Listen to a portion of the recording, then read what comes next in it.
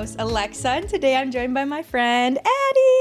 Hi, guys. I'm so excited to have you on the podcast. I'm so excited to be here. I've wanted to have you on the podcast for so long. Oh, my gosh. Like, one of the people that I was like, oh, my gosh, she's so cool. She needs to come on and talk about her story. And just, yeah. So anyway, Oh, my gosh. Addie is one of my oldest friends. Literally.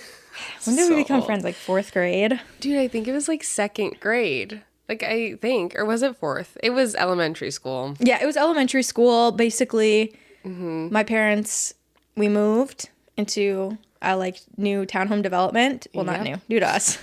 New to us. She was old. She was And in the busted. same block, Addie lived. And that's how we Yeah. became friends. We were the only two of like the same age on our Yes, block. we were. Yeah, and I broke into her home and I said, want to play?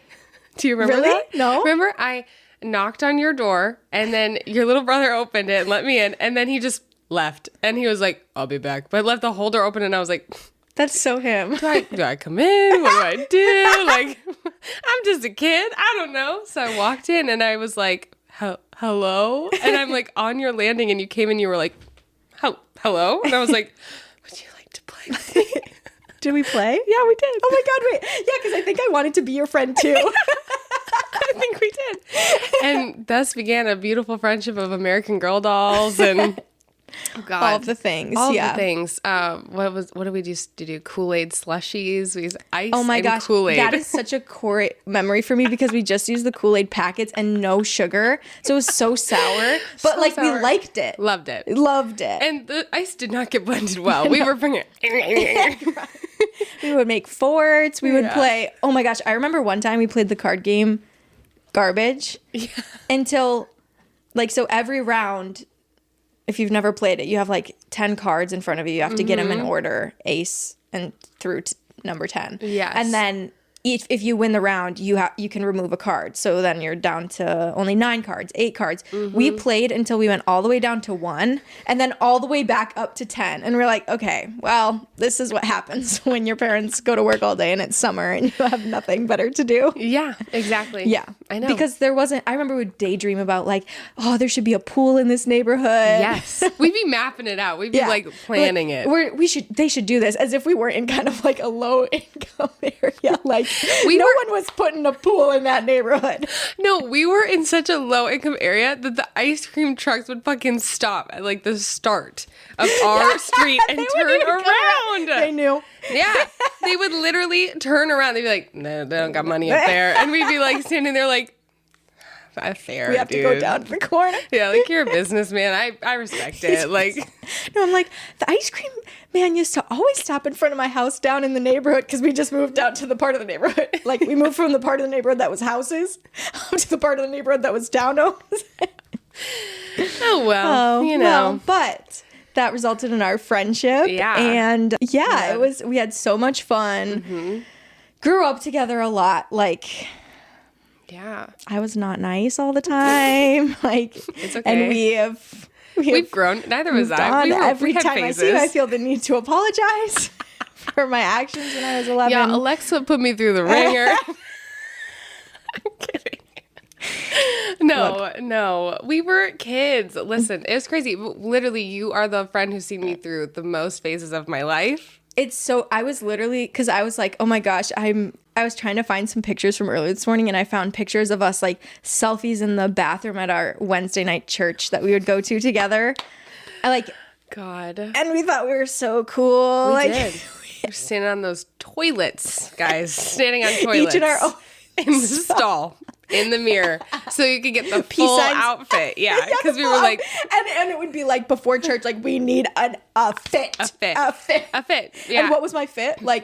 An off the shoulder blue top from Abercrombie that I begged my mom for. And I know exactly what you're talking about. Yeah, and you know the one because it was probably the fit very often. Yeah. I didn't have a lot of clothes then. Oh yeah, and and the straight hair. Oh God, with the clip and oh God, it was such it was such a sign of the times. It was. And I was thinking about, do you remember that photo booth picture we have? And I'm wearing that shirt. That is it the says, sushi this one? is how I roll in Yeah, it. it's sushi. The sushi shirt. Of course I do, because I thought I was that girl in that shirt. And respectfully, you were that girl. Honestly, I was thinking about it. I was like, it's so funny because it's such a like, God, where is that from? It had to have been from, what was that store called? Like Deb or Low. I think it was Justice, girl. Like, I think that was a... No, I think it was from like Wet Seal or something. It was? I don't oh my know. God. Because something that was like, oh, there used to be, I think it was called Deb.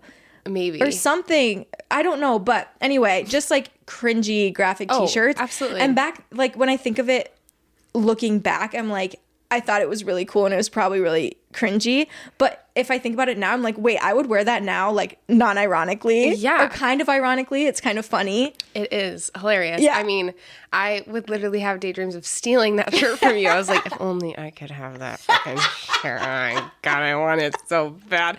Like, it was so cute. And then there was another one, I think, that like was like PB&J, and it was like 2 pieces of toast that had little smiley faces.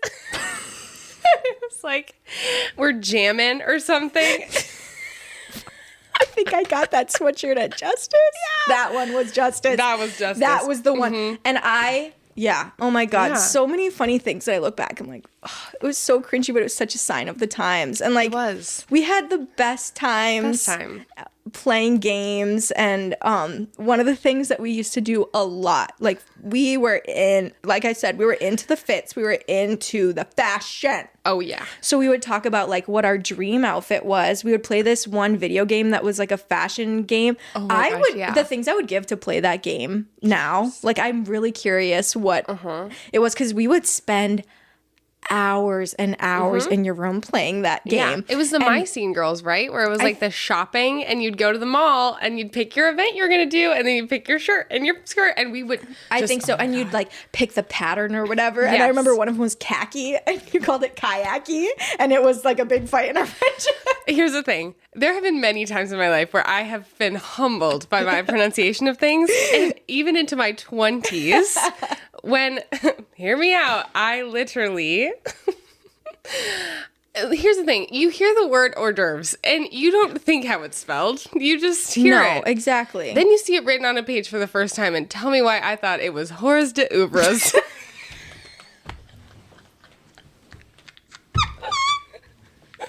And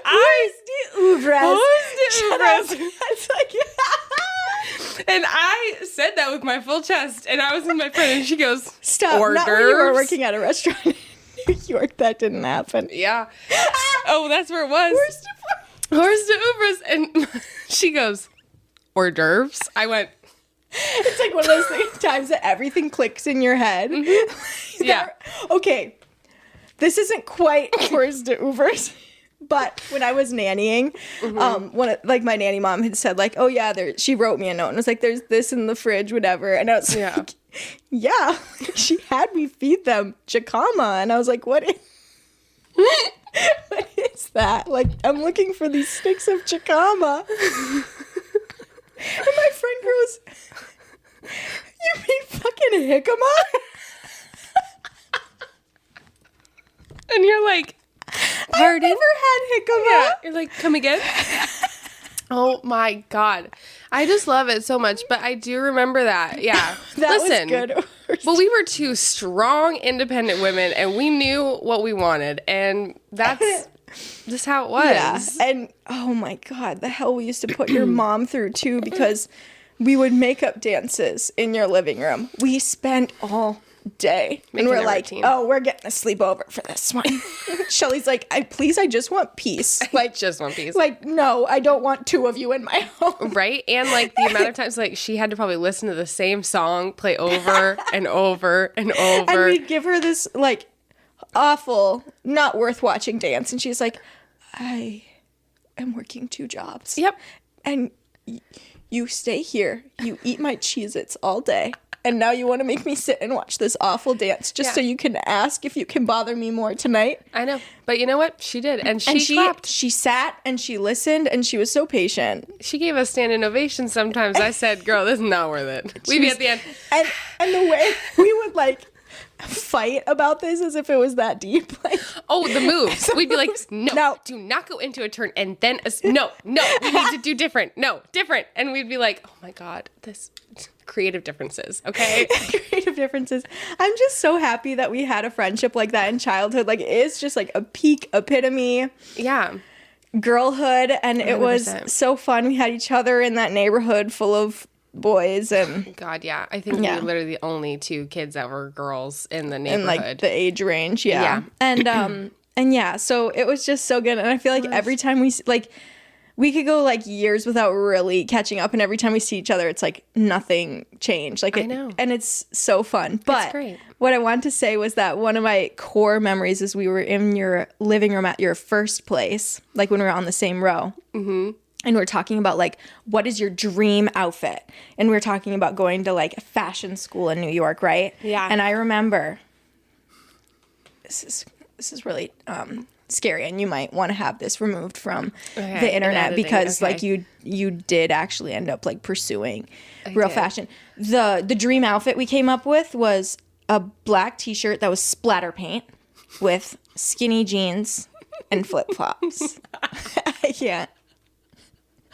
And we thought we ate. We were like, flip-flops with skinny jeans, cool girl. Yeah. Splatter paint, she's so cool. Oh my God, no crumbs. Because that was like Alex Russo, like punk girl. Like we wanted to be. Yeah. We were not the Hannah Montanas. We were the Alex Russos. Let that stand. Well, but in the end, like I wanted to be Alex Russo, but in my heart of hearts, like I am Hannah Montana. And I fear that's a lot of us. Yeah.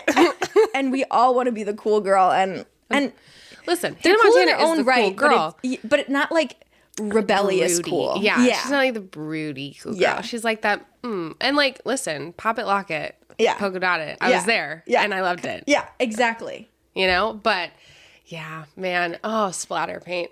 That's awful. And like crackle nail polish, I'm sure. Oh, that was it. That was the moment. Yeah. But God, yeah. so we've really just like grown up together, grown up apart, and it has been so amazing to just like to watch you and see like what things have stayed the same and what things have changed. Like you've just grown up, and I don't just mean that like obviously you're gorgeous, like just naturally always so have much. been, but just like I feel like you've always been so yourself, like so goofy, and like I want to say not really care what other people think. I'm sure you like did, but also in the same way you just still did it anyway. Like you've always just done your own thing, and it's so cool. It's like it's so inspiring, and I just feel honored to be your friend and to watch you through all of that. And just to think about, I'm going to cry, because to think about how we were like sat in your living room talking about how our like the dream outfit and playing the fashion games. And you're like, I'm going to go to fashion school in New York. And bitch, you freaking did it. I did it. You did it. I did. And I did do it. So know. Well, I mean, I could say the same to you. Like, I mean, I will say I was a confident kid, and I don't know how, because there were factors pulling against me left and right. Okay, these chompers, for those who are maybe seeing a clip, I got big teeth, okay, and they came in way before the rest of my growth did. And I would smile in like every school picture. My mom even would be like, "You never closed mouth smiled. Like you always just grinned it up, like you were grinning." Like, and I don't know why. and it's so cute to look back now. And like you've definitely grown into your feet. I everything feels proportionate. Right. Like we're good. Gorgeous beauty queen. And we're good. But I will say for a minute there. And the wireframe glasses. Yeah. Exactly. For a minute there, we were glasses and we were 80% mouth of a face. Like it was just mouth. It was all mouth. But yeah, so I don't know. I've always kind of like been that way. But like I was saying, for you, I feel like just seeing you grow, like when we were first friends, like you were shyer, like you had those times where you were like, I want to like show my true self. And like you struggled with that and like finding your groove and showing your identity and not caring what others thought. And now like you literally travel the world, like you're doing it. Like you have grown into such a strong and independent woman. And like, it's beautiful to watch. Like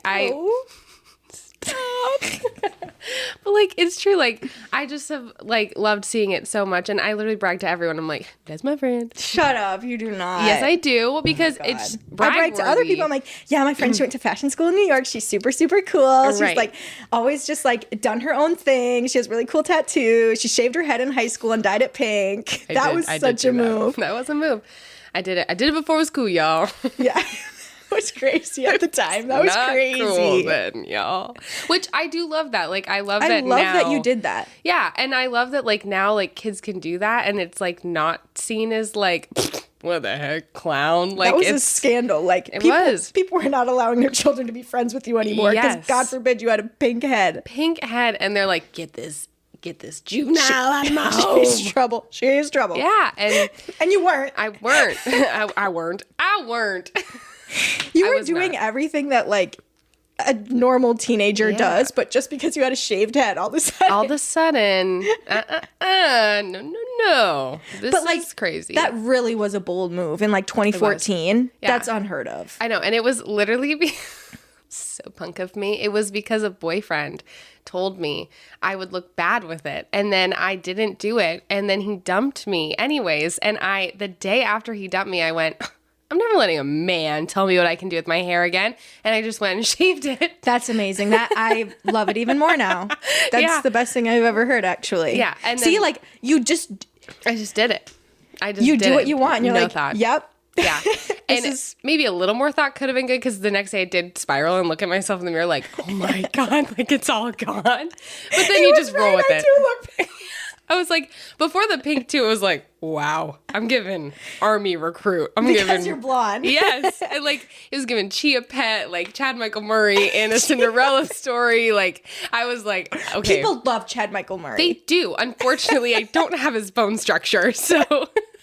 It was more masculine than you were going for. Yes, just a tad. But no, and then we pinked it up and it was great. But yeah, but no, I mean, look at you go. I mean, you have your own podcast now. Like, this is amazing. And you're doing things. It's great. Aw, thank you. Yeah. It doesn't feel like I'm, like, doing things. I think it's so much easier to be like, yeah, this is just, like, what I'm doing, and see what you want to be doing, and feel like it's not enough or this or that. So it's so grounding to then be with somebody that you literally started at ground zero with. Like, when we met, there was a lot of work to be done for both of us. I mean, both kids with, like, crazy a childhoods. lot of trauma. A lot of working through it and kind of, like, taking it out on each other in ways. Yeah, I mean, it was sisterhood. Like, it really was. Oh, okay, now I'm really gonna cry, because I'm like, wait, no, actually. Like, we were When sisters. I think about it that way, it's like, yeah, we were, because, like, there were times where it would be like, me and Addie are not speaking right now. But then it would be a few days, get a call. Do you want to meet me halfway? Yes. You want to play American Girl dolls? Yes. I'm bored. It's like, yeah, we're good. Yeah, and we're good. We always came back. I literally have a note still that you wrote me. Oh, no. In the 6th grade, that you, like, left at my door after a fight, and you were like, I'm so sorry that I was mean on the bus. Like, I really miss you and I love you so much. Will you please come over at this time and hang out with me? And I did. My ass was over there. Guys. I was over, and it was literally in green construction paper with, like, marker. Like, it was like we were children, but we listen. Is so drama. And So drama, so but funny. also I read it and I said, oh, my girl, and I went to you. I ran to you, because here's the thing too, guys. Like, we lived on the same street, and then I moved, but I moved literally just to a different street in the same townhome development. Like, we were there from, like. But it was like a bigger place. It was. So there was a reason for it. It was, there was a reason. My mom wasn't just like, I'm doing it. Yeah, like let's just move to the same place. Yeah, it's a bit of an upgrade. Yeah. But no, like, we literally lived in the same area until, what grade did you move out? Was it like 10th, 9th grade? Oh my God. Yeah, right before high school. Yeah, so we moved literally to Woodbury. I moved to a townhome in Woodbury. Yes, you did. Yeah. But yeah, like, we literally were living together, hanging out, seeing each other, riding the bus home, like, hanging out like 4 to 5 times a week. Yeah. For that whole period of time from like 3rd, 4th grade to 9th, 10th. And I even remember, like, I don't know why, like, you guys should have said no, but I went to, like, your family Thanksgiving or something with you guys at Uncle Bob's or something. Yes, you did. Yes, you did. I said, can I bring a friend? This is Why this did is I boring. Come with? I don't know. I do not know, but it was great. You're part of the fam. But, like, that's extremely weird that we did that. Yeah. But it's really funny to look back at. I'm like, oh my God, we watched the movie My Girl. Like, I remember so many parts of that so vividly. Yeah. Yeah. It's just like. And I feel like, too, especially, like, a testament to our friendship, as well as, like, most of the time when kids are friends that young, it's because their parents were friends, and that's why. So they Their can parents don't know each other whatsoever. They do not exchange conversation. Would they recognize each other in the street? No. No, not at all. And like when you moved away, like we went to different high schools, and it was like teenagers, and we still saw each other. We still kept in touch. We still did all of those things. And then college, like you went to school in Minnesota. I was all the way in Minnesota and then in New York and doing all this stuff. And like, I think before like being back now, like we'd only seen each other like twice in like the last 3 or 4 years. I know. But it still just feels like I literally just feel like nothing. Here we are. Yeah. Exactly. And it's just amazing. Like no time has passed. And yeah. But it also makes me sad because I'm like, oh my God, like why haven't we seen each other more, you know? But it's just so easy. Yeah. Because you're like, oh yeah, of course I'll come visit New York for a weekend. And then it's like, when? Okay, none of them work. Yes. Yeah. It's just so easy to just not 100% do that and just get caught up in your own everyday life that you forget to like kind of reach out to the people that aren't. And so I was so excited when I was like, you know what? You, me, and Sarah, we need to get together. Yeah. Sarah was another one of our good friends at the time that is going to be on the podcast too.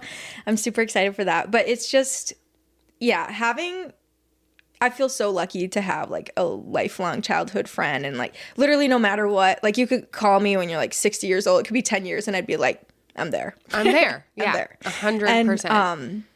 And it's really cool to see, to like in reflection, see and be like, okay, all the best parts of you like shine through now. And all the parts that were like, maybe there's like, you like grew up in so many ways that are like so good for you. Like, and I don't mean that in any way like you needed to change, but more like seeing you find your people and like be loved by the right person. Like you're engaged and it's just like literally like I haven't even met him, but I'm just like, he's the one. Like I just know it by the way you talk about your story, by the way, like everything. And I'm just so happy for you because it's like, oh my God, you deserve that wholeheartedly. Yeah. And like you've put up with a lot of shit. And in middle school and high school, like people were mean and they didn't get the image. They need to eat their freaking words. Oh, yeah. And because it's like, but who's like the coolest person now? I know. You. And like you walk into a room and it's like, oh, people want to be around her because you're energetic and funny and fun and lighthearted. And it's like, oh my gosh. It's so good to see you finally get recognized in the good ways. Whereas before it was like, people were saying you were too much. Yeah. Or like, they didn't get the vision. They didn't get the vision. They didn't. And you know what? Now they do. And now and they're so jealous. Yes. And literally, like, I wish I could go back sometimes and tell younger me, like,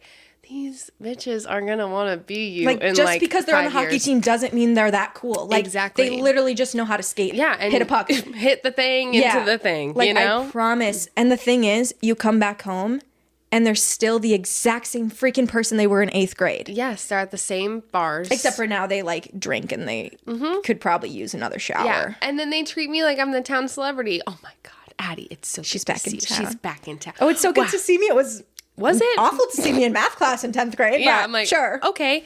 But yeah, I think it's just crazy too. Like you were saying, just like how much you can change and everything like that. But no, it's wild. Life. Growing up, all of it. But yeah, little me, we did it. We're here. Yeah. I made it to New York. Yeah. Okay. Wild. So how did you make that happen? Oh my gosh. Yeah. Okay. So, I was not a great student in high school. I didn't, which like we said, like I went through trauma. I had things like we worked on ourselves. We did the work. We improved. But during high school, rough time, had a lot of mental health issues, was just not going to school. Not even like I was doing bad things. I just wasn't going to school. I was like, screw authority. I don't want to go. I hate it. I don't want to be there at the same time every day, all the time. Ugh. So I like barely graduated high school. I had like a 1.3 GPA. Like most of my classes my senior year were just like pass fail. I found out the day before graduation I was graduating. Like it wasn't even the last day of school. That's what I'm saying. Like it wasn't even the last day of school. I had to wait like 2 extra days to know. And they were like, we can't have her here another year. Just pass her. Just pass her. I'm pretty sure they were. Like I even had like a teacher my senior year be like, hopefully college will be better. Like, and I was like, well, who knows? And so I took 6 months off and I was like, I'm not going to school right away in the fall. Like I need a minute. And so I actually traveled. Like I scrounged up like all the money I had and I went to Rome, Florence, and Paris. So cool. So cool. And Where did you go with anyone? Yeah, I went with my friend Alyssa. Okay. So yeah, we went together and it was like, I was 19. I was like, I gotta get out there, see the world. So I did. And then I came back and was like, okay, like I loved that. I need to do something that's gonna let me do that again. I gotta go to school. So I went to community college, and I would highly recommend that to anyone who doesn't know what they're doing because, first of all, it's so cheap. It is literally like my grants covered all my school and then some. Like, and most of the professors at community colleges teach at the major universities and then teach at the community colleges as well. So you are getting a $55,000 a year tuition level professor for nothing. And they love teaching us because also a lot of the people in the class actually really want to be there because they are like trying to change their life or do something. So rather than just being like, well, my parents are paying for me to go to this 4-year school, or, oh, I want to join a sorority, or, oh, I want to live in the dorms.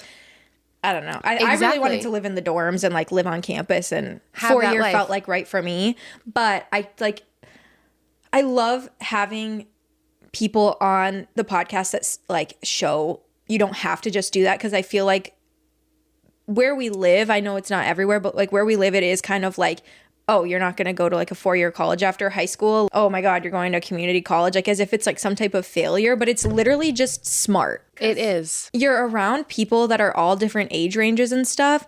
And honestly, because I did a couple classes, I did PSEO. So like got a couple free classes while I was in high school, which I also very much recommend if that's an option, because it was way easier than AP classes, way less time.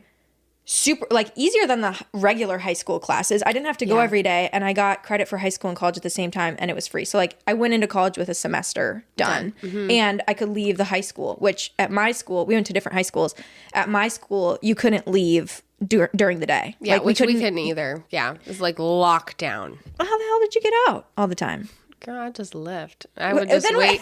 I would just wait for a security guard to leave a door, and I would just go. Yeah, but it was kind of nice that I had that pass then, because I could be like, yeah, I'm out of here. The high school classes aren't happening today. No. Yeah, I got to go to college. Yeah, But sorry. anyway, this is not about me. This is about you. But anyway, No. I love to hear stories like that, because I do think that 18 years old is 17, 18 is so hard, and to feel like you need to know what you're going to do next. And I'm like, oh my God, I'm 25. And the fact that I thought when I was 18, I had to know what I wanted to do for the rest of my life. And now all I know is that I want to do a ton of different things, because life is too short to like just pick one job and stay in it. Like I want to be like a freaking surf instructor. Well, okay, I don't think I'll ever be a surf instructor. I'm like barely catching the whitewater. Who knows? And like, it would be so fun to be a bridal consultant, and it would be so fun to work in children's publishing, and it would be so fun to go work at a hospital. Like there's so many things that it's like, why did I ever think I had to choose one thing? And community college would have is such a great option. It is. And like I love the representation. Yes. And you just meet like so many different types of people in all different walks of life, which I also think is so cool. And I do agree that like 4 years like at the same university and like getting friends and going to the dorms like is such a cool moment. And I did get to have that eventually because I transferred, but it was just nice to like when you didn't know what you wanted to do, you could kind of just take a bunch of different classes and like not feel as much pressure as well, which was nice because like most of those programs are just 2 years, but they even have like dental programs and like HVAC programs and things like that. But I agree that in our area, like it was very frowned upon. Like you felt like you always had to have like an explanation of like, but I'm gonna go to another school. I'm gonna finish my degree. And also we were both kind of from towns where people tend to have money. Yes. And like a lot of people, their parents were going to pay for their school and stuff like that. So especially, but in a world where people are driving like brand new BMWs cars and to school. a brand new Jeep with their like custom license plate with their nickname on it. That was like their 16th birthday and now, gift. Exactly. And it's like, I just remember there was, because at my high school, you got to like put on decision day, you got to write your name on a flag and like what's next for you. And people would write it down. And I remember these kids making fun of one that was like, Century College, which is a community college in our area. And they were just like laughing about it. And I'm like, damn, that's awful, because like what if for that person, like they're a first generation college student, like even a community college is a big expense. Like it's cheap compared, but it's still thousands of dollars. And like, it breaks my heart. And so I'm really happy to have someone on here to talk about that. Yeah. Because I mean, that was my school too. We had our little like flag day and I was holding up my Century College one and people were like, oh, why are you doing that? And I was like, it's a college. I'm going to college eventually. Like, I know I'm going to end up there. Like, I'm going to do it. So yeah, like that was kind of nuts. But I mean, I even had a teacher my senior year at my high school who proceeded to tell the class how important college was. And the talk started like very inspirational. And then he proceeded to get up and in a very blunt way say that the more education you had, the better your life would be, and then hold his hand in a rank, like a bar graph almost, of like, if you don't go to college, your life's only going to be this good, and it's the lowest. And if you only go to community college, your life's going to be this good, and it's only a little bit above, and it's just working its way up. And he's like, once you get to a master's degree and like PhD level, his hand was like almost to the ceiling, and he was like, your life's going to be amazing. And I was just like, you're completely negating the fact that, one, important workers are on every single level of that education bar, okay? Because we're a society. We have to have people in every job to make it work. Like, I hate this context of like, some jobs are important and some jobs aren't. Like, every job is important, from going to the grocery store and having a teller ringing you out and stocking those shelves to having a doctor when you need a medical emergency. Like, everyone promotes our society.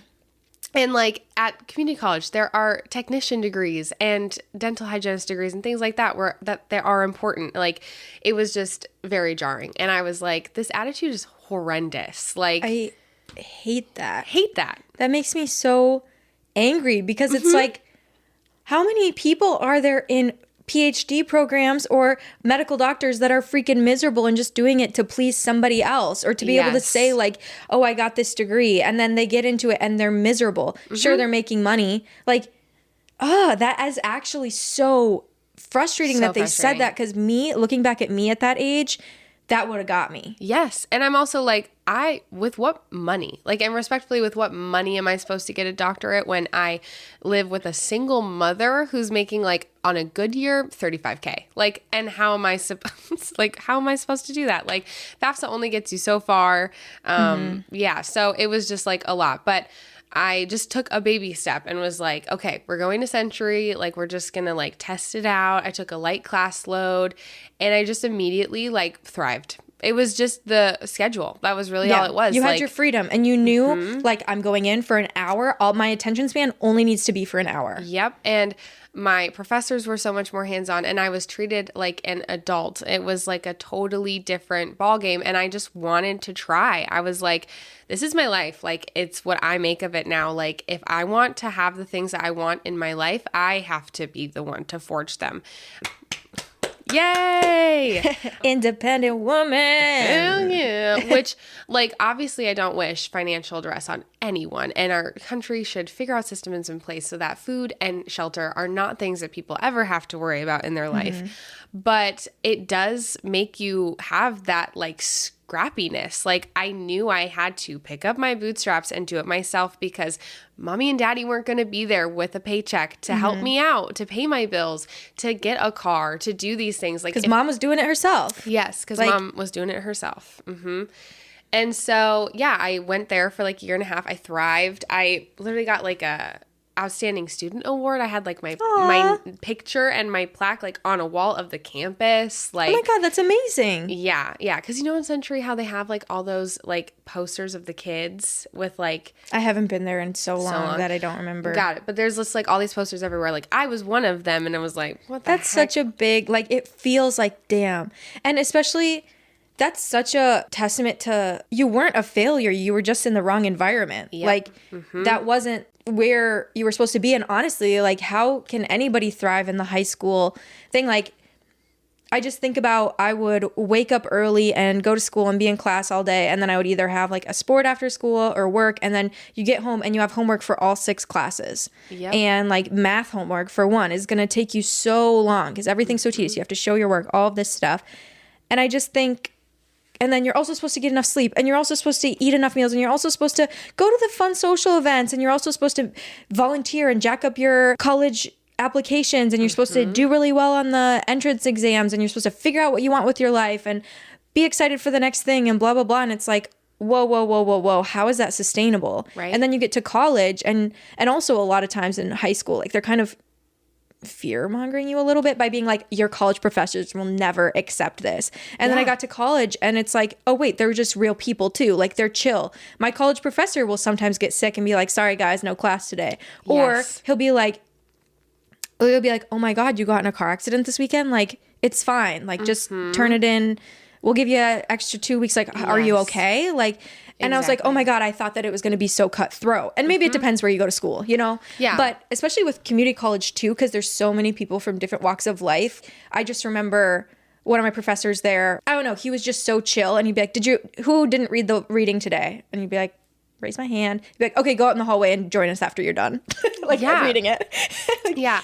And they are so much more understanding because you have people there who are single parents or working and going to school at night and things like that. So they're more understanding. But like, it was not like it's easy. But that was the thing. I feel like high school, the content wasn't hard. And like, if you were in AP classes, it is not like the content was harder. There was just more work to do. There was just too much to do. Yes. It was like just more such work. Overwhelm. Whereas college, a very level amount of work, but the content was way more probing on my mind. Like, I had to think way harder. And that is what I thrive in way more. And like, I was just like, it's just quantity over quality in public schools most of the time. It's just like, how much more work can you accomplish? Yeah. How much faster can you accomplish it? And how much are you doing? How much are you involved in? And even like at my job now, I see, because we have like teenagers, you know, and they're getting ready to go to school or like talking about this or that, and they're so stressed. And I just want to like,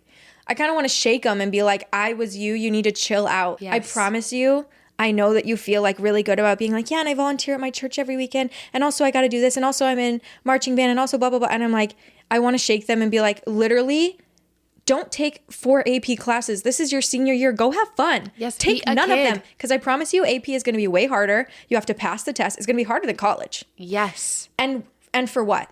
I took AP US history. I don't care about learning about history. It's just not for me. No. And please don't come at me for saying that. Like, I get it. It's important. You need to know. I don't care. I shouldn't have been taking an AP class. Well, and also too, like in white, rich public high schools, the AP history you're learning is so whitewashed and so pro-America and so just like, we're going to learn about the Holocaust for the 15th time and from a different angle about how we really did save them all and we're perfect. And you're like, okay. And then you get to college and you take one history class and you're like, wait a damn minute. Run that back. And they're like, of course you've learned this all before. And you're like, well, did I? I don't remember. I learned about the Battle of Bunker Hill. Yeah, exactly. So yeah, I get what you were saying in that regard of just like, oh, good, another white man telling me about how good white men are. Right, that's accurate. Like, okay. But so how long were you at Century? Century. I was there for 1.5 years. Okay. And then I just was like, okay, like I'm rounding out, like having all my gen eds done. Like I kind of figure out what's next. And I feel like in my brain, whenever I make big decisions, just one day I just go, okay. And I just do it. Like it's not like there was a lot of premeditation or anything. I was just like, okay, girl, like you said you wanted to get out to New York. How? And so I just started looking at schools and really thinking of like what I wanted to do next steps. And I was like, well, I love fashion. I love fashion so much. You've always just like taken risks. I want to say aesthetically because you would it's not just fashion. Like it's also jewelry, your hair, your makeup, like your tattoos, like everything. Yes. Just always like marching to the beat of my own drum. But yeah, so I just started looking at schools and then I was like, okay, like now's the time. So I got a couple professors at Century to write me recommendation letters, which they were so amazing. And I still have them and read them sometimes. And I just loved my professors there so much. They definitely like helped form me into the student I was and like the woman I was, which was so lovely. And yeah, so I then just started applying. I applied to Parsons and FIT and Marymount Manhattan and was like, we'll see. Like, I don't know. Like, I gave it my best. I wrote my essays. I had them proofread. I had my recommendation letters. I just sent it off and was like, we'll see what happens. And I ended up getting into all 3 schools. Damn. Yeah.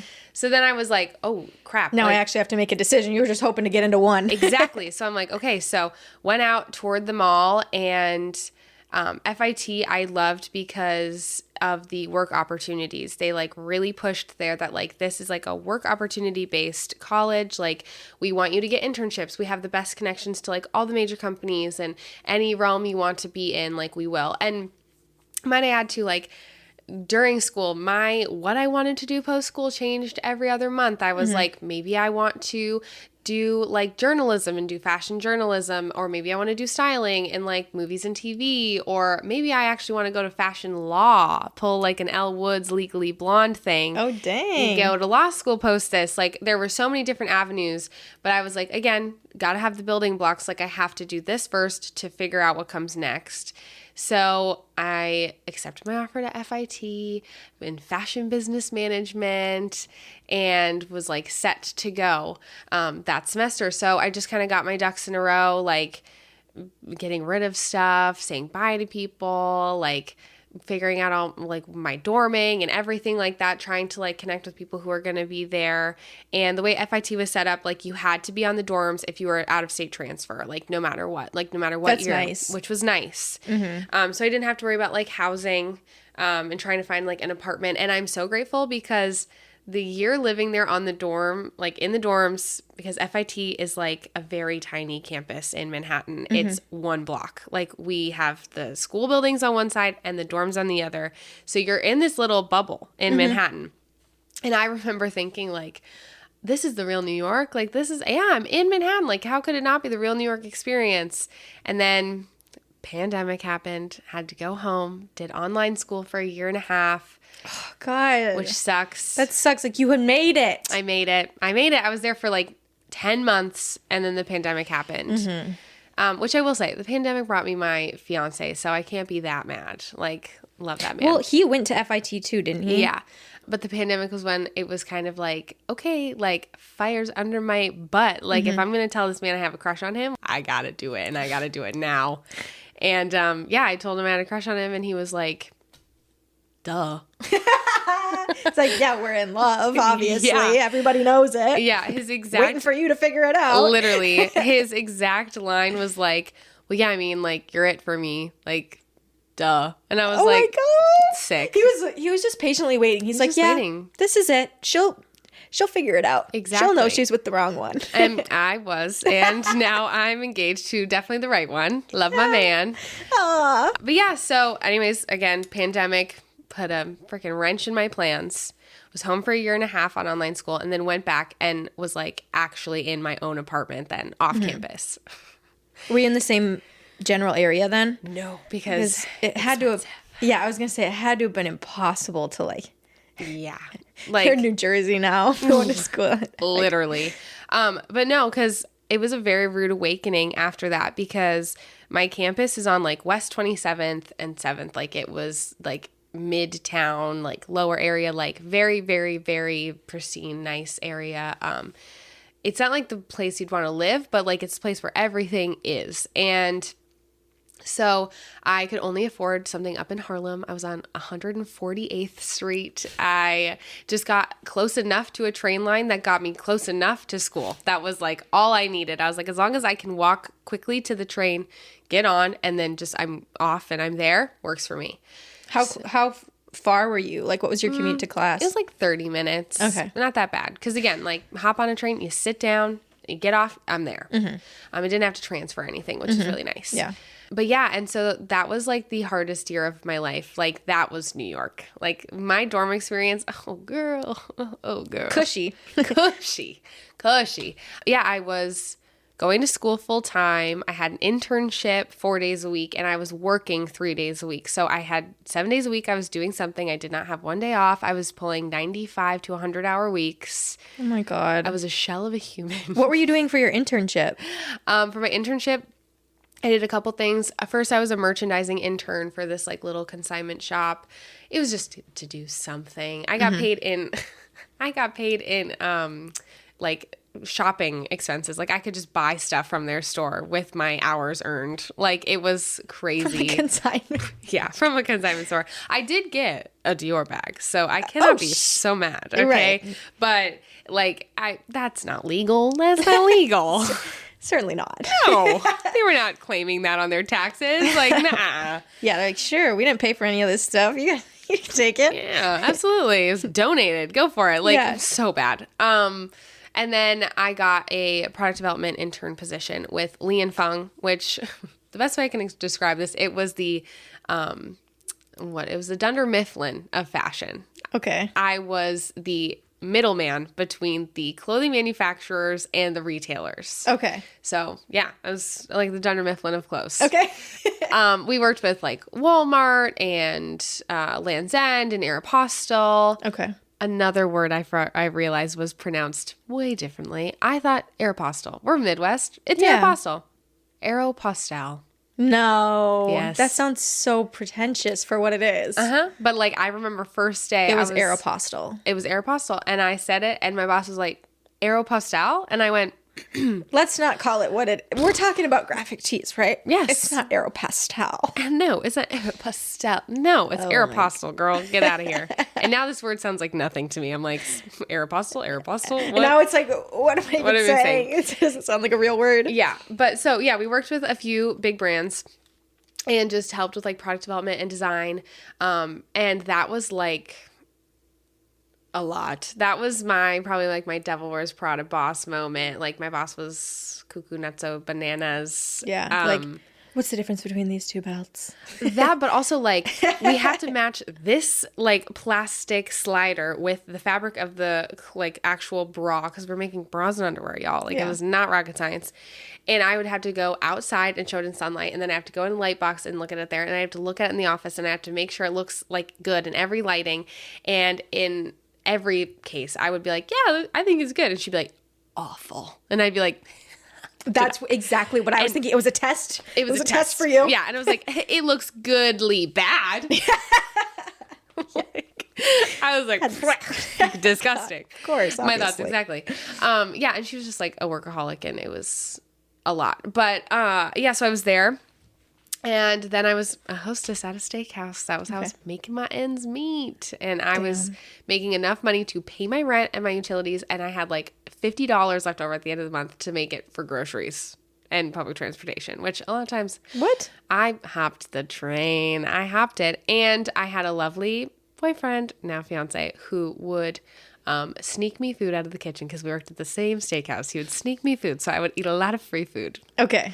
I was going to say $50 for groceries for a month. That can't work. Yeah, no, it was bad.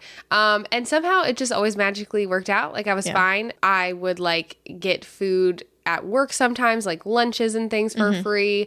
Yeah, and also too, like it was the era still of delivery grocery services, and they all had so many different like coupon codes and things, so you could finesse and get like $150 of food for like $20 with coupon. Yes, because it was like GoPuff and oh God. If you use like a different one every time. Yes. Off your first order. Yeah. Yes. And so we would literally use like school email, personal email, my mom's email, my sister's email. I was using like everybody's email. And it's free to make an email. It's so free. all you have to do is keep making new emails. Yes. And I was getting the same discount. So like that was helping a ton as well for food, everything like that. But yeah, so. But you shouldn't have to do Shouldn't that. have to do that. But I did. And that was another moment of like, we thought people were wealthy in the Midwest, and you go to New York and you're like, your dad works for Warner Brothers. Got it. Like a CFO of Warner Brothers. Sick. Like you have like 3 homes alone just in the country and then stuff overseas. Like so much money. And you're like, and I am finessing GoPuff. Right? I'm out here getting Ben and Jerry's for free, baby. Yeah, I'm making new email addresses so I can eat today. Yeah.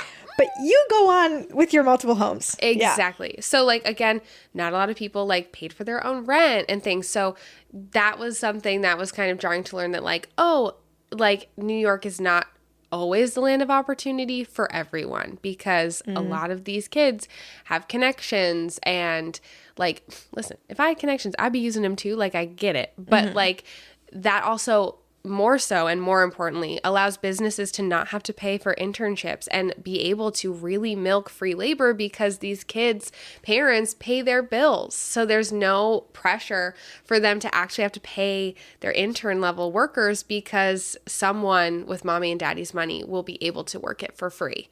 And yeah, so kids who are like me, who have to get paid internships, who have to find things that will pay them, just can't do certain opportunities because I will literally be homeless. Yeah. No, you're like, I would love to take this, but I also need to be able to afford to live. Yes. And yeah, it's kind of hard because New York is like, there was a nonprofit in New York that I really wanted to work for. Like, that was my dream job. You know, at the end of college, you're supposed to like kind of, yes. For one of my classes, we need to present about like a company and whatever. And I was like, I really would love to work there, but it's this, and it's a big nonprofit, but a job there would pay like $35,000 a year. Yeah. And I was like, I couldn't even make that work here. No. Like, especially not in New York. Yeah. And you had to be in the office. And I was like, how is that working for anyone? Like, it was kind of my dream, but I also was like, maybe I do want to be a New York person now, knowing myself, like living more life and everything. I'm like, I'm just not really a city girl. Like, I like to explore the city, but I like to be like living wise.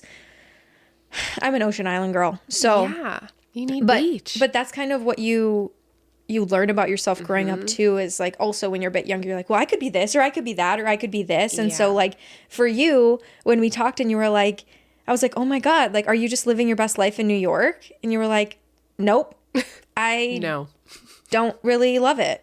I didn't. The first year was like horrible, especially because like I had no time to go in New York. I like would get maybe one day off randomly every now and again. And then finally, even then you're like trying to pick up a shift so you can afford to freaking eat. Yes. And also everything's so expensive to do there. So it's like I could go to the museums and things with like my student pass and everything. So I could get in for free, which was great. And I would do that. But like food, so expensive. Activities, expensive. Like what is a girl to do? I'm just here trying to live my New York fantasy.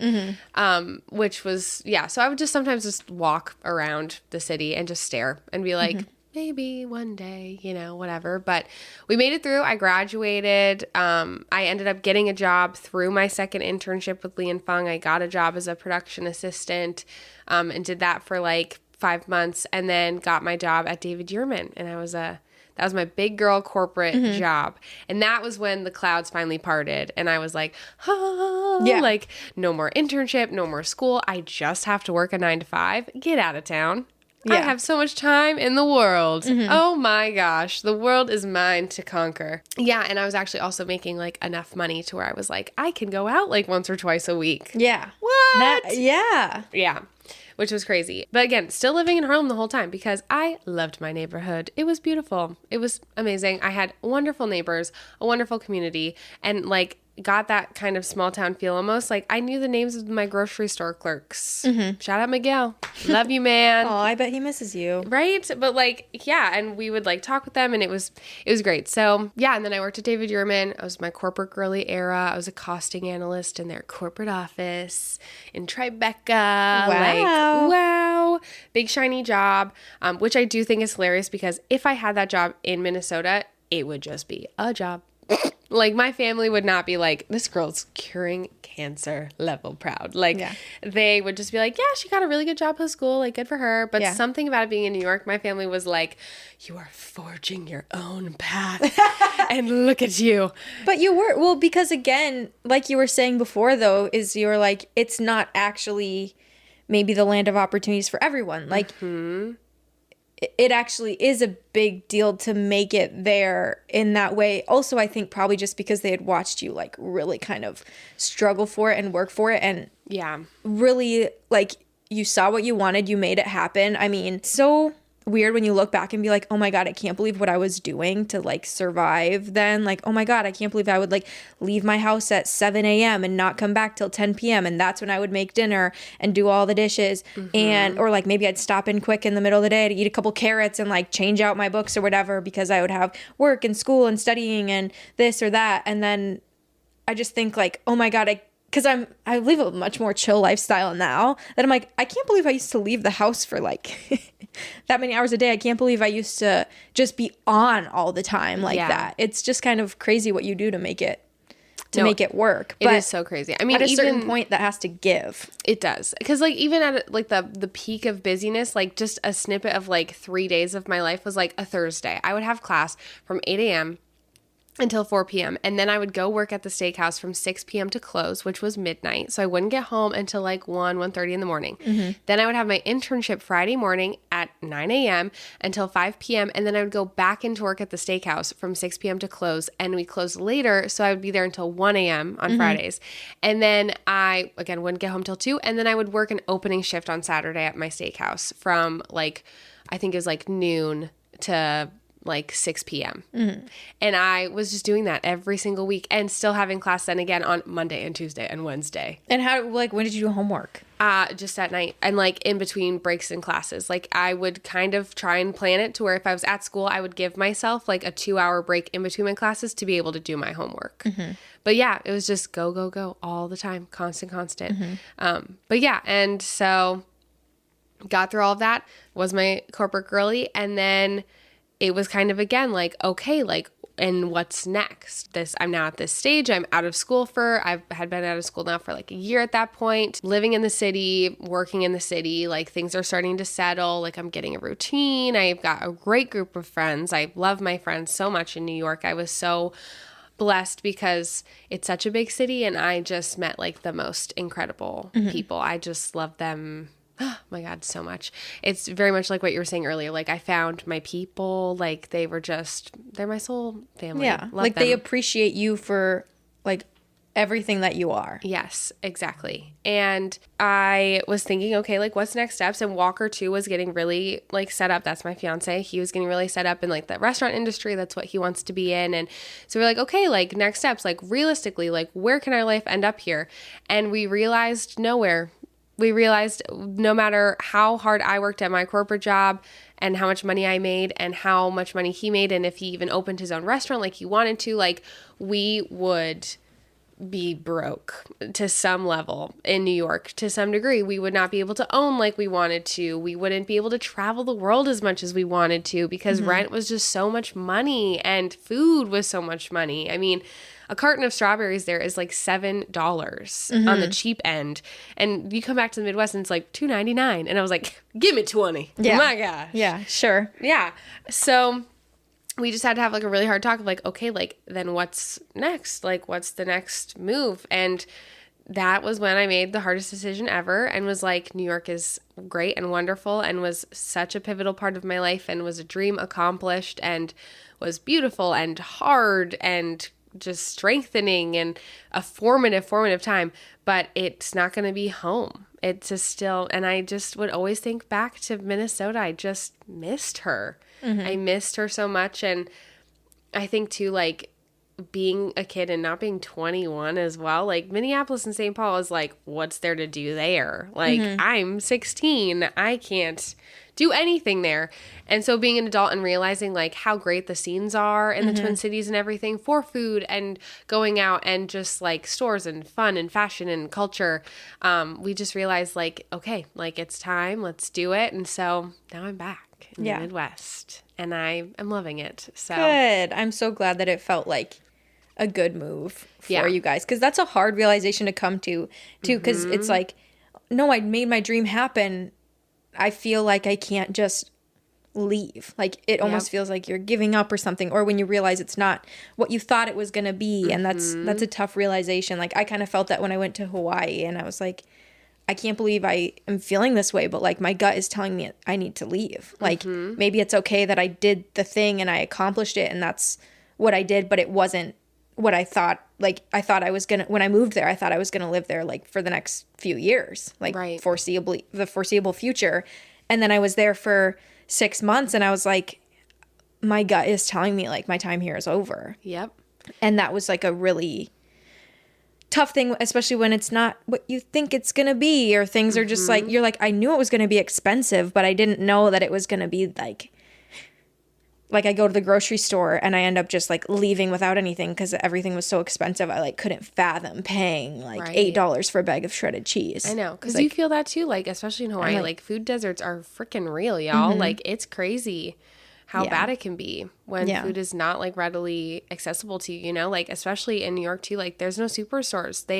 Which is a great thing, like promoting small businesses, and like they wanted to keep like deli culture alive because there's like a little corner deli store in like every block pretty much. But then you have to go to a lot of different places, and like how do you have time to do that when you're doing your schedule that you were just telling me? Like you don't have time to go to all these different places. And it's just it was a lot. So yeah, and it was like such a hard decision because on paper nothing, and in reality nothing was wrong with my life in New York. I had a great apartment that I could afford. I was making plenty of money. I had a great job that wasn't going anywhere anytime soon. Great friends. Walker also had great jobs, great friends. Like we were doing amazing.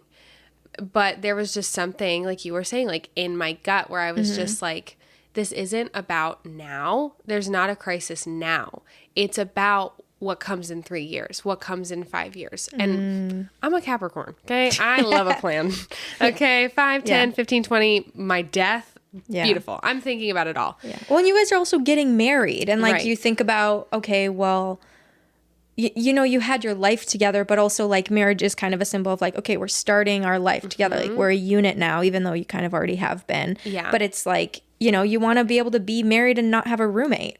You want to be able to have those dreams, you know, like he wants to have his own restaurant, and you don't want to be competing with every other place. Like he might have more of a chance of surviving if if it's here. And also just like, yeah, you had a great job, but like, did you love what you were doing? No. Yeah. I was not passionate about it, you know? And it's really hard when you realize you're doing work that you don't care about, you're not passionate about. It's like, oh my God, wait, am I a slacker? Like, why am I being such a bad worker? This isn't who I am. And then you realize, no, I can be great when I'm in the right thing. Yep. When I'm doing something that I care about. And that's what we were talking about last time we saw each other. Something I did kind of want to touch on too is just, you're a Midwest girl. Yeah.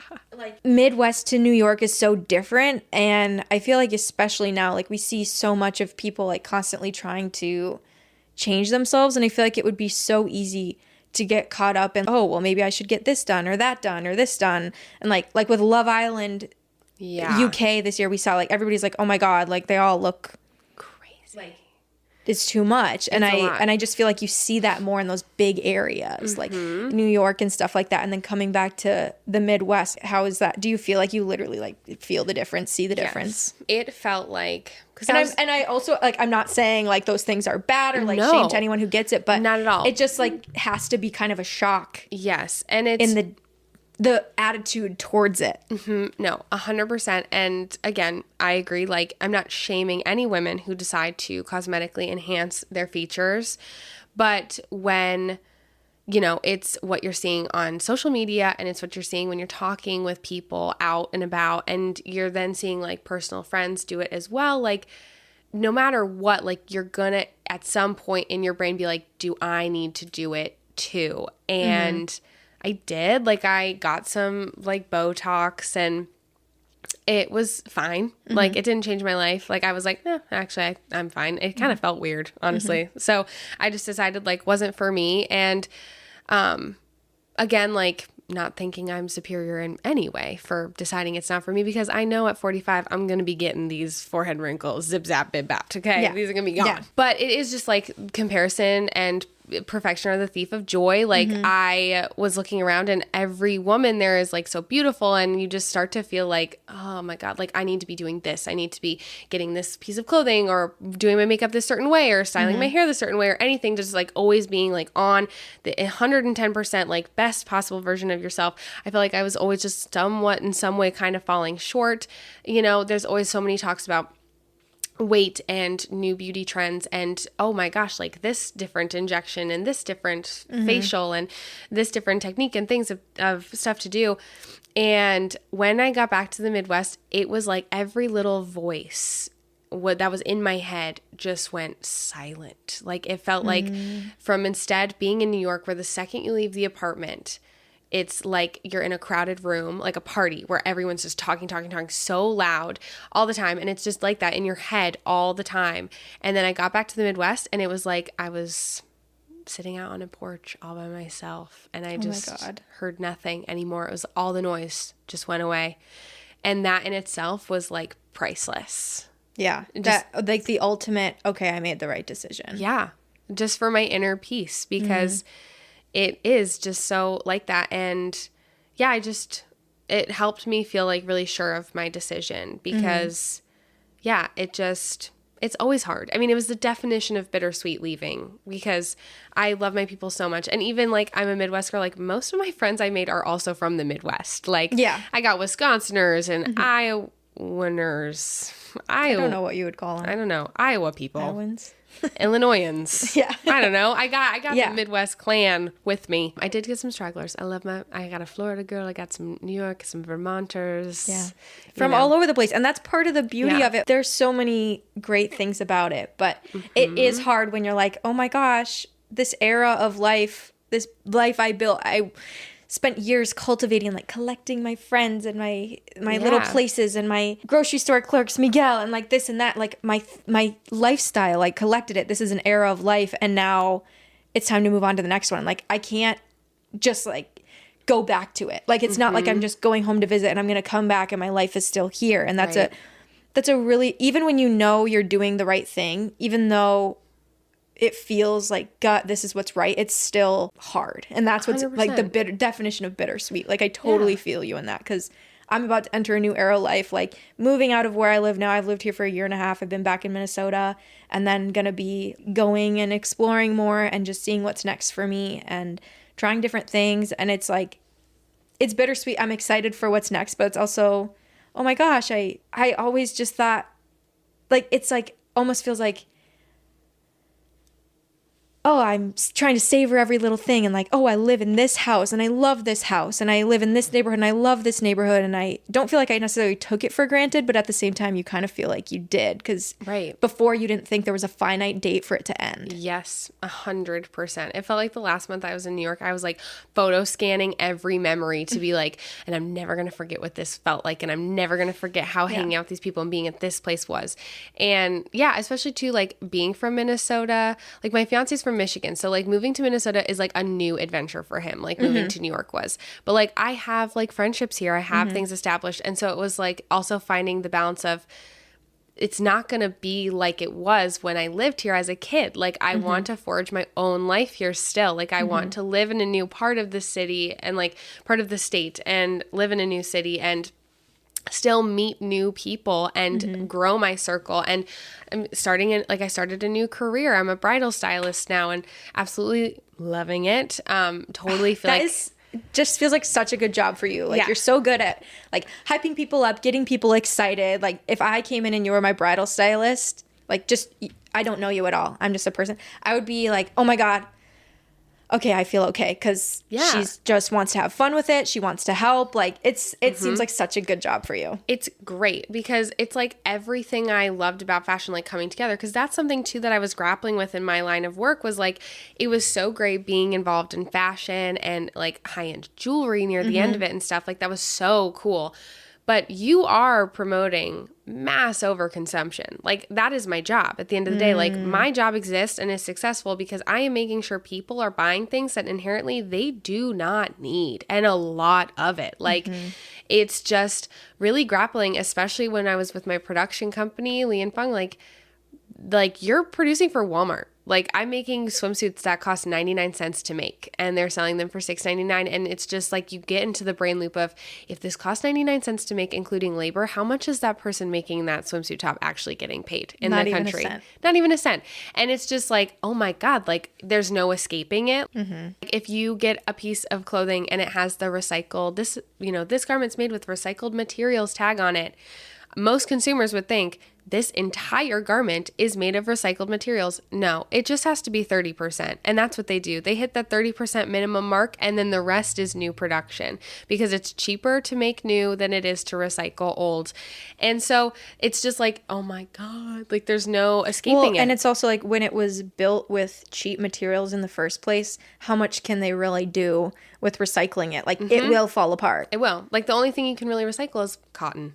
Yeah. And like that's why people have their Shein clothes for a very short amount of time, because it literally like disintegrates. Like it doesn't hold up. Yeah, exactly. So which I mean, it's kind of hard because even if, let's say I'm not shopping directly at Shein, but even if I shop at like some store that is, you know, storefront, whatever, that doesn't necessarily mean that they're sourcing from any place different. Like just because I go to a boutique and pay a ton more money for it doesn't mean I'm getting anything really better. Exactly. Because, you know, they're made out of the same factories. Like it's not like there's a bajillion factories over there. Like most of the time these retailers are working with the same factories. They're just maybe paying the workers a little more, but most likely maybe just taking a bigger profit. Like that's really all it is. That's why it's so hard too, because you're like, oh, well, I'd rather support this local business or this or that. But then it's also like, yeah, but if I'm getting the exact same product and I'm supporting it anyway, you might as well pay less for it. Right. And that's why Shein and other things are thriving. 100%. And I feel like it's just so hard. And it's like not even up to the consumer to change it. No. And it's something too, I mean, it's like a whole other topic I am so like could get into and so passionate about. But like, I think at this point now, because so many levels, like you can't really escape it. And working with companies that don't produce their stuff ethically, like it's not about smart consumption as much as it is just preventing overconsumption. Really think about all those things in your online cart and think, do I need all 15 of these items? Probably not. Like you probably only need 5, you know, or shopping secondhand. Like it's so great. But yeah, just because like overconsumption is the biggest issue of it all. Like that's the part that really drives it and is like the bad issue, is that people buy so much, so fast, so often. So yeah, but anyways, so bridal was like the perfect culmination because I got to still be in fashion and working with designers and like really being hands-on. The salon I work at is so great. Okay, Bella, if you ever want to go, it's awesome. It's in Minneapolis. I'll help you find your dream dress. But it's so great because we work so closely with the designers, so I get to have that. But it's slow consumption because who's buying 15 wedding dresses? Nobody. Like it's slow production. Most of them produce at ateliers where their seamstresses are being paid very fairly, and they're sourcing great fabric because it's a very expensive garment. So like that also gets kind of thrown out. Like I get to talk with people and just like gibby gab. I love a gibby gab. And I'm a yapper. It's so important. Like people are putting so much thought and effort into this. You're like, yeah, you are kind of buying it for one day. Maybe. Some people pass it down. Some people, I don't know. Exactly. And maybe not. But even so, I totally see that side of where you're coming from now. I can see why that would feel better working in your industry when you feel like, yes, it is expensive, but people are buying it with such a like intent and purpose and so much like sentimentality. Yes. Yeah. No, 100%. And because it's for like the most important day of their life so far, you know, unless they've had children beforehand or, you know, had some crazy It's a very important day. It's a very important day. Yeah. It's up there, ranking top 5. Yeah. And it's so fun too because you're a bride. Yes. Yeah. So we just get to like kiki and it's great. But like, yeah, I love it a lot. But that was another thing too that was a driving force of leaving New York is I had this realization when I was looking at dresses and things that like, this is something I might want to do. And I looked into it in New York. Like I even got an offer to work at a salon in New York and I couldn't. I would either have to stay working my corporate job and be working 6 days, 7 days a week again, which I don't want to go back to. We had that trauma. I'm good.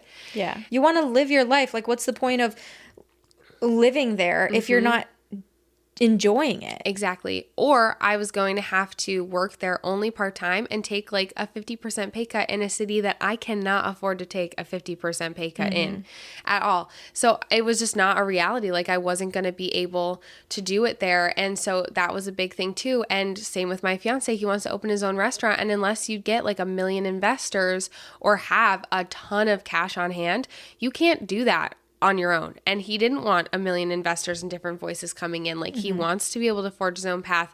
And like even the owner of the restaurant he worked at that he loved, like they don't actually technically even like own the building. They're just leasing it. And the owner of said restaurant does not even own his own home. Like he's renting his home. Like it was just that too of like Walker being like, we're not even going to be able to like own a house even if I am the big man on top. Like, and in New York too, it's like sometimes it doesn't even make sense to own and it's just so complicated and adulting is hard. So hard. And so it was just kind of like, okay, do we wait until we're married and give it a couple more years or do we go now? And it just kind of all fell into place to go now. So we did. And I'm here and I'm a bridal stylist and I love it. And he's already found restaurants he's working at that he loves. Nice. Yeah. And it's just like so great. So Yeah. Aw. I'm so happy. I'm so happy you're back, even though I'm about to leave. I know. And now you're leaving.